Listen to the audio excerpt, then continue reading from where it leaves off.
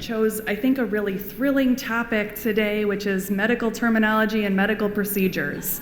So get ready, get your coffee. We're going to do a little biology 101 here. There's no tests at the end, but really, I do think these are some of the most common questions that I get in the clinic asked to me, and some really important points. So I'm going to try to make them applicable and not too painful. So we're going to do a deep dive into some of the blood work, bone marrow biopsies, both that are essential for people with MPNs to know about, and a bit about therapeutic phlebotomies and then transfusions. So first, many of you probably already know this very oversimplified biology of MPNs, which really at their base are disorders of the bone marrow that are overproduction disorders. So we see overproduction of white blood cells sometimes, red blood cells sometimes, platelets sometimes, and then I'll add in here, in addition, pro-inflammatory cytokines, a term that you've seen heard thrown around a number of times already this morning. And as a result of all of that, we see in a human being constitutional symptoms, meaning fatigue, weight loss, night sweats, fevers, all these kinds of things, thrombosis or blood clots, the risk of progression to myelofibrosis, which we heard about, and the risk of transformation to something like leukemia.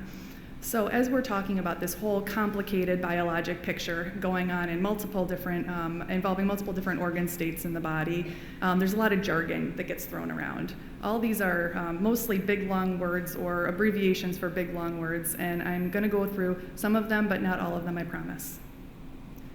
So first of all, blood tests. So in general, the blood reflects what's going on in the bone marrow. Not always perfectly, but as a generalization. So blood tests are really our bread and butter as MPN physicians. So I wanted to show you what we're physically looking at and looking for when we're looking at blood tests. So this is a representative picture of normal blood. So the red blood cells, I'm sorry I don't have a pointer, but oh, actually maybe I did. Yep, I did little arrows. Red blood cells are the cells that are red there. You can kind of see these, this is how they're supposed to look, kind of normal size, shape, and spacing to remember here. The white blood cells are shown there with the little arrow. These are good, healthy neutrophil cells. And then the tiny little dots that are sprinkled throughout there are the platelet cells. So this is kind of how normal, healthy blood should look under the microscope. So compare this to somebody with ET. You can see those little dots sprinkled throughout are now sprinkled quite a bit more throughout, interspersed within the other cells. So way too many platelets in this patient. And compare it to PV, you can see the number of red blood cells really crowding the whole space there, a lot less white space in the blood smear for somebody with PV. And then with myelofibrosis, this is from a patient with more advanced myelofibrosis with significant anemia. You can see a lot more white space in between the red blood cells. The red blood cells are kind of smaller. They're not as kind of juicy and plump as the other examples. Very few white blood cells and very few platelets in this patient. So overall pancytopenia or low blood counts throughout all three of those blood cell types. So how does this look on paper as far as the readout that you see? Because you don't see the pictures usually in your online portal or your account. So what you see instead is the complete blood count, the CBC. And this can give us a lot of really important information on a day-to-day basis. Helps us tell the diagnosis, the prognosis for situations like myelofibrosis. It can help us tell response to treatment and if we're meeting our goals. And it's a major way that we assess for signs of progression as well. So I won't walk you through all the normal levels. The normal ranges on each of these blood cells is a little bit different from lab to lab, so don't be too concerned if you go one place and you see slightly different things from another place. But in general, of course, people with ET will have primarily high platelet counts as their main thing, maybe a little bit of increase in the white blood cells. People with PV will have elevated red blood cell measures, sometimes, actually often increased platelets, and sometimes increased white blood cells as well. With myelofibrosis, it's a little bit trickier because things could be high or low in basically every category depending on the individual and kind of where in the disease course things are. As far as the red blood cell measurements, so you'll see a number of different numbers listed. The hemoglobin, the hematocrit, the red blood cell number, and then the mean cell volume, and a number of other things. But those are the main ones that we'll be watching for. So how this looks is in the test tube down in the lab, the technicians down in the lab spin the tube of blood so the different cell types separate out. What's at the top is the plasma, which contains the water and nutrients, proteins, all those things in the blood. Then there's a middle layer called the buffy coat, which is kind of a fun thing to say, where most of the white blood cells and platelets hang out, and then the heavier cells, the red blood cells, fall to the bottom of the tube. That percentage of the total volume there that's made up of the red blood cells, that's where we get that hematocrit number. So that's the percentage. It's showing the percentage of red blood cells in the total blood. And then as far as white blood cell measurement, the other thing that we look at are the type of white blood cells. There are a lot of different white blood cells that are in the body. Neutrophils, which are the good kind of bacteria fighters. Monocytes, which kind of clean up damaged cells, kind of scavengers. Eosinophils that deal with allergic responses and parasite fighting. Lymphocytes fight viruses and other things and make antibodies. And then basophils are uncommon cells that are involved in a number of different things as well. So looking at kind of the skewing of the differential in one direction or another can help us a bit as well. So in MPNs, it really all starts with a stem cell. So what does that mean? So in general, in the bone marrow, there's what's called a blood stem cell or a hematopoietic stem cell that then separates out down to two different lineages here into either a myeloid group or a lymphoid group. In MPNs, we generally think of these as disorders of myeloid stem cells. So that means that MPN disorders generally involve everything that comes after that myeloid stem cell. So that includes red blood cells, platelets, and down the other line, you can see myeloblasts and granulocytes, eosinophils, neutrophils, basophils, all those cells. But generally not so much involving the lymphoid stem cells or the T cells and B cells on the other side of the equation. So other important labs to be aware of, basic metabolic panel, I'm sure you've seen, electrolytes, kidney function, all that stuff. Comprehensive metabolic panel includes everything above, plus generally liver function. The LDH, or lactate dehydrogenase, this is not cholesterol, it's not LDL. I probably get that asked every single day. It's different than that. It's an enzyme that's in blood cells.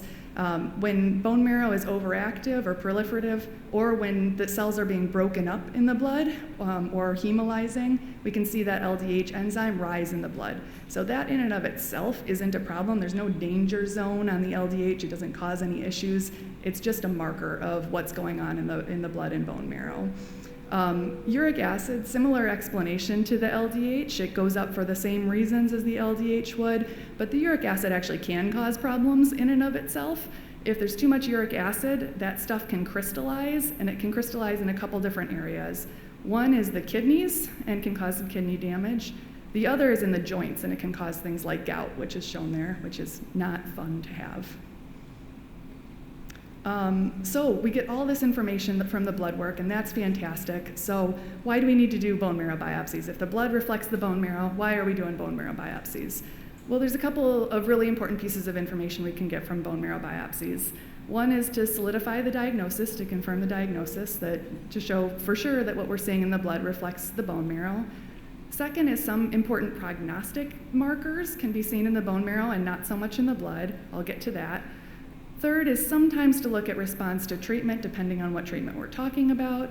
And then fourth is to look for signs of progression towards something like that myelofibrosis or leukemia. So who do we do bone marrow biopsies for and when? I think this is a common question, and if you ask all the hematologists in the room, you'll probably get slightly different answers from all of us, and that's okay. For most people with MPNs, we'll do bone marrow biopsies at the time of initial diagnosis. I'm going to come back to that. There's a little asterisk next to that in my head. I'll come back to that. We also do bone marrow biopsies generally whenever there's a change. So blood counts drop unexpectedly, spleen starts to get larger, new symptoms, anything that we're not sure what's going on and we want to reassess the disease status. We'll also do it as part of things like clinical trials, like you heard at pre-planned time points, so that we can see in every individual person who's getting the treatment exactly what the medication is doing to the bone marrow.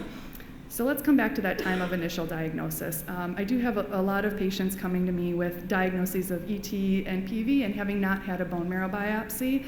And These may not be recommended for all people with ET or PV. There are some reasons that I do it for most of my patients, even with pretty clear-cut diagnosis of ET or PV based on their blood work.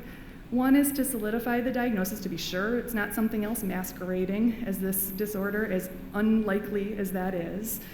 Another is to establish a baseline in case there's future changes. So let's say there's a little bit of scar tissue in there to start out with, a tiny bit of fibrosis. That can be helpful down the road. If something changes, we do a bone marrow biopsy, we see a tiny bit of fibrosis, it can be helpful to see if that was there initially to start out with. And then third is to get some genetic studies like the karyotype, which I'll come back to, which we can't get from the peripheral blood, and we can generally only get from the bone marrow biopsy. However, if someone comes in, pretty clear-cut diagnosis of ET or PV based on their blood work, and I talk to them about a bone marrow biopsy and they say, I don't really want to do that, I don't push it too much. It's not going to change anything that we're doing today. It's not going to change anything that we're doing tomorrow. All these things can be helpful, but it's not 100% necessary to come up with a diagnosis or treatment plan. So if you're squeamish, you might want to just avert your eyes for just a minute here. So bone marrow biopsies, how are they done? They're pretty minimally invasive procedures. That's easy for me to say from up here and not from that guy's vantage point there. But one of the richest sources of bone marrow in the body is in the hip bones, in the back of the hip bones. And they generally tend to be pretty close to the skin there. Not a lot of vital organs in that area. Very easy place for us to get a sample of bone marrow.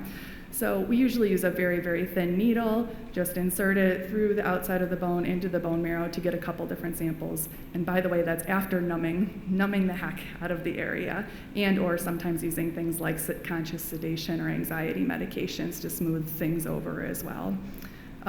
So again, if you're squeamish at all, you might want to avert your eyes. I'm going to show a picture of bone marrow here.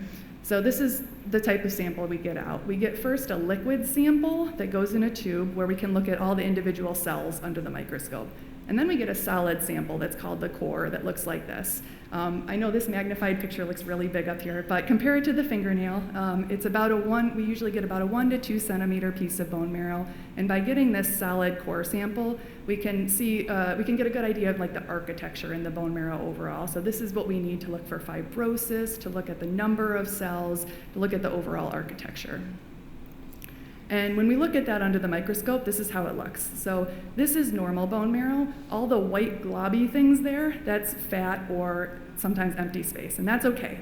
So as we all get older, the natural thing that happens is our bone marrows fill up more and more with fat or empty space and less with cells that are making the blood for your body. That's a normal, natural, healthy thing to happen. So this person, it's about 50-50. This person's probably about 50 years old or so. And then compare that to somebody with ET or PV. We generally see the bone marrow be much more full of cells, many more cells, a lot more activity going on in there, a lot less fat or empty space.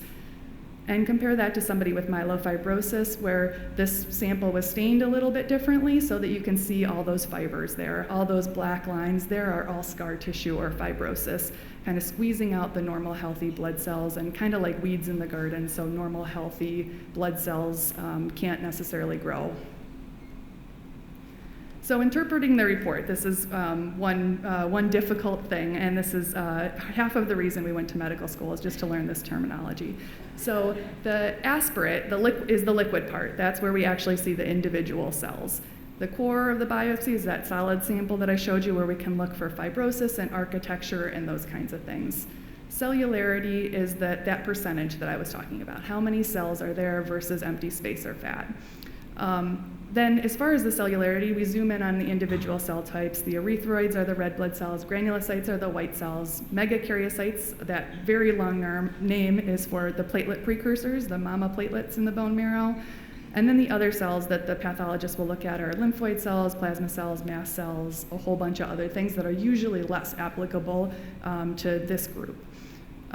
Blasts, we already heard quite a bit about. Everybody has a couple of blasts. They're normal, healthy, young white blood cells in most of us. So normal levels of blasts are about 0 to 2% in the bone marrow. But once we start seeing those cells get stuck in that blast phase and not maturing into normal healthy white cells, that's where we get concerned that we have a problem, and that can happen with myelofibrosis or with, as we progress to something like AML, as uncommon as it is, thank goodness. And then fibrosis is the last thing that we look at, that scar tissue, which requires some special staining and preparation of the biopsy, so it takes a little bit of time for us to get that information from the pathologist. If we do see scar tissue in the bone marrow, we're not supposed to see any scar tissue in the bone marrow. If we do, the pathologist gives it a number, 1, 2, or 3, kind of mild, moderate, or severe. So that's an important number to watch out for as well. So this is getting into a little bit more of the deeper biology. Many of you may know this already. So to kind of walk you through this, this image and the genetic testing for MPNs. As you may know, most of these MPN disorders, ET, PV, and myelofibrosis, the thing that brings them all together is that at their base, they're all characterized by this pathway called the JAK-STAT pathway being overactive. So how this works. So these are pictures of cells. So the curved line there is the edge of the cell. So everything on the top there is the outside of the cell, everything on the bottom is the inside of the cell. And how I think about this, and this is not my analogy, I think this is an analogy that's been out there for a long time, so I can't take credit for it. I think of this as kind of like the thermostat and HVAC system for the cell. So the blue lines there that are shown there are a cell surface receptor. So it's kind of like a thermostat. It's sensing what's going on in the environment in the cell, and then it's giving a signal inside of the cell, telling the cell how to respond to what's going on in the environment. So that cell surface receptor should be sensing if the body needs more blood cells. If it senses that, then it tells the inside of the cell to rev up, tells the HVAC system to rev up to start heating up, and that's done through JAK2. JAK2 is then kind of the switch on the furnace that turns on, tells the cell to rev up, make more copies of itself for the body. Then when you have enough, what's supposed to happen is that receptor senses that you have enough cells, and that whole apparatus is supposed to shut off, and the bone marrow is supposed to cool down.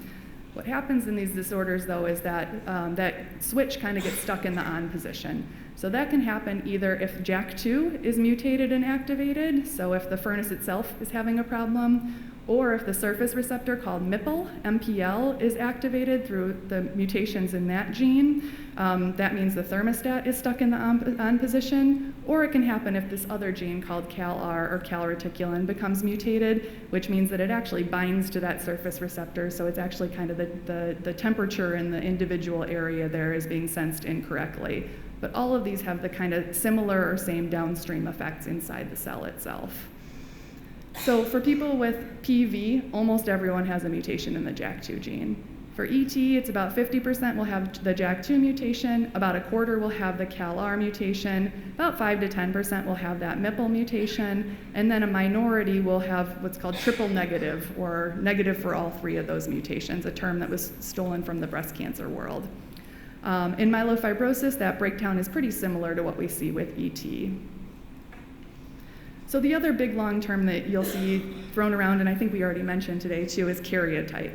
So this is what a karyotype looks like. Karyotype is where we're actually looking at the chromosomes, or the genetic information that's being stored in the cell, all the genes being stored on these individual chromosomes. It's amazing that the pathologists actually grow the cells in the lab, they break up the cells, they take out these chromosomes basically, and they lay them out like this on the computer, so they can look at each individual one to see if there are any breakages, any 2 that are stuck together that shouldn't be.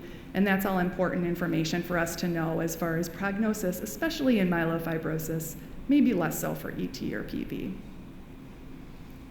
So getting into a little bit of some of the procedures, therapeutic phlebotomies, some of you may have experienced this before. We do these routinely for people with polycythemia vera. So what this involves is very similar to a blood donation procedure. Sit in a chair, have an IV placed, basically have usually 500 milliliters or half liter of blood removed, and that's that, and then you go home. So too many blood cells, remove the blood cells, seems like a pretty simple thing to do. How often it needs to be done varies from person to person and how high the hematocrit is. Our goal is usually to keep that hematocrit less than 45%. You may have seen that out there. That's the magic number. And that comes from a large clinical trial that was done a while back, I think 2013 it was published, that showed that those people who had their hematocrits kept at a lower goal, less than 45%, actually had a 3 to 4 times lower risk of events. Events meaning blood clots, heart attacks, strokes, pretty important events compared to those whose hematocrits were let to run higher than that.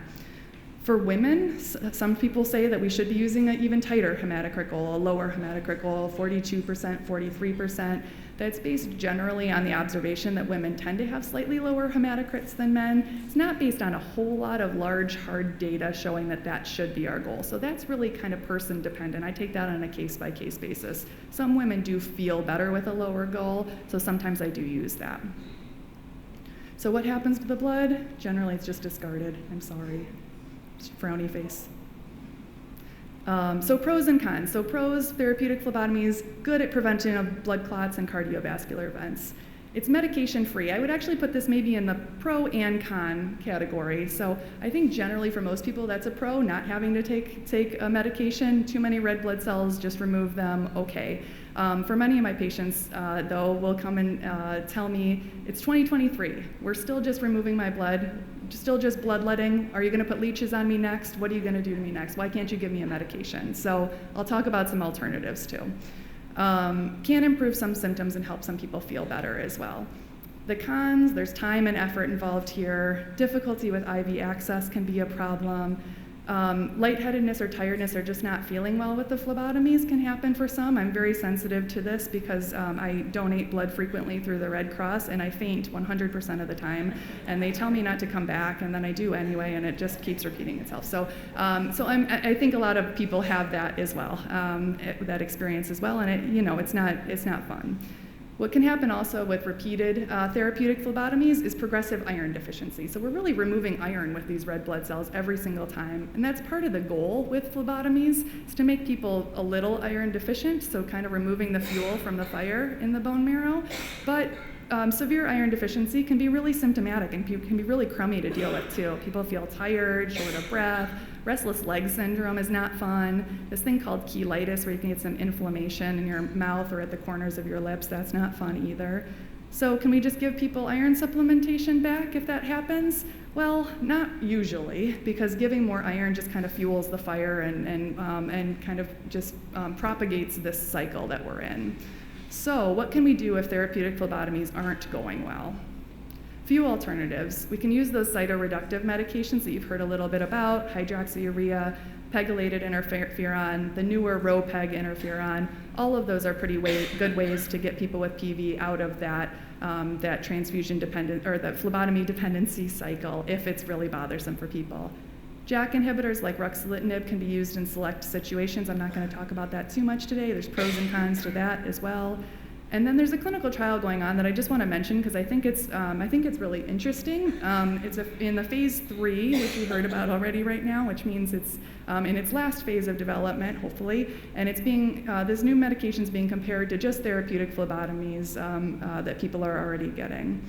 So what this new medication is, it's called rusfertide, or PTG 300 was the old name for it. What it does is it's a manufactured version of this thing called hepcidin, this protein that's already in the body. What hepcidin does is it blocks up these channels in different places in your body, different cells in your body, which means that iron can't get out of those cells. So iron gets kind of stored away in your body, gets kind of tucked away for a later time, and gets kept away from the bone marrow. So it's kind of thought of a little bit like a chemical phlebotomy instead of an actual therapeutic phlebotomy. So it kind of makes sense, kind of a nice thing to think about as an alternative to therapeutic phlebotomies. And it's worked reasonably well for that goal so far. I'm showing you some interim data that we've seen presented, not final data, but kind of in-between data from clinical trial, showing that people treated with this rusfertide medication in the orange bars were much more likely to be free of therapeutic phlebotomies than people who were not treated with the medication, who were given a placebo instead. So I don't think this medication is going to cure PV. I don't think it's really going to treat PV, but I think it can help for people who are needing a lot of these therapeutic phlebotomies and feeling crummy with it. So this is one thing to just keep an eye out for the future. So on the complete flip side, on the other end of the spectrum, people with myelofibrosis often have the exact opposite problem, too low of blood counts. So in that situation, we can transfuse blood, of course, packed red blood cells. The thresholds for when we give blood cells kind of varies depending on your health and how you're feeling, usually around hemoglobin of 7 or sometimes 8, sometimes a little higher. Takes a lot of time, takes about 2 hours per bag of blood, and those blood cells don't last forever. They unfortunately only last for a week or so usually. Platelets are even a little bit trickier. We can give them a little faster, but they only last for a couple of days. And then white blood cells are the trickiest. They really don't last in the body for longer than, minutes to hours max. So we don't usually transfuse white blood cells. Instead, we use antibiotics to prevent infections if the white blood cell count is really low. So I think anemia for people with myelofibrosis, low red blood cell counts and requiring transfusions is one of the toughest things we deal with in the clinic, and a very common thing we deal with too. So a number of different things we can do and can try to improve this problem, although even with all of these things listed up here, it still remains very difficult to manage. Some of the newer JAK inhibitors that you may have heard about, pacritinib, that's been around for about 1.5 years now, may have some role in improving anemia for some people. Momelotinib, which I can remove that question mark here. I made these slides, I think I sent them last Friday morning, and the drug was approved Friday evening. So momelotinib, no question mark, is another JAK inhibitor that's now approved to help with spleen size symptoms as well as anemia. We can use ESAs, erythropoiesis stimulating agents. So this is basically a hormone treatment. These are things like that athletes like Lance Armstrong got in trouble for using to try to boost up their red blood cells, improve oxygen carrying ability, improve endurance, all those kinds of things. Not legal for sports, very much legal for medicine. So if your EPO hormone level is lower than it should be, giving you more of that hormone could be really helpful. This other medication called luspatercept is another injectable medication, works a little bit differently. Not approved yet for myelofibrosis, but something that's been used off-label and is used in a couple different similar disease states like MDS. We can use a medication called danazol in some situations and other things that are called IMiDs pretty rarely. Then there are a lot of clinical trials, a lot of research going on in this area of anemia with myelofibrosis because it's such a big problem. I just wanted to mention one out of many different things that are going on out there. This is an antibody that's being developed to try to reduce production of that hepcidin protein that I mentioned before. So this is the exact opposite of that rusfertide medication that we're using for PV, where we're trying to keep iron stored away from the bone marrow. With this medication, we're trying to release all the iron so the bone marrow can get to it and make more red blood cells. So it's still in a pretty early clinical trial, but I think the mechanism makes a lot of sense and is kind of nice. And then it's spring in Ann Arbor, Michigan, so I have to show you the big house. I think I would be fired if I didn't.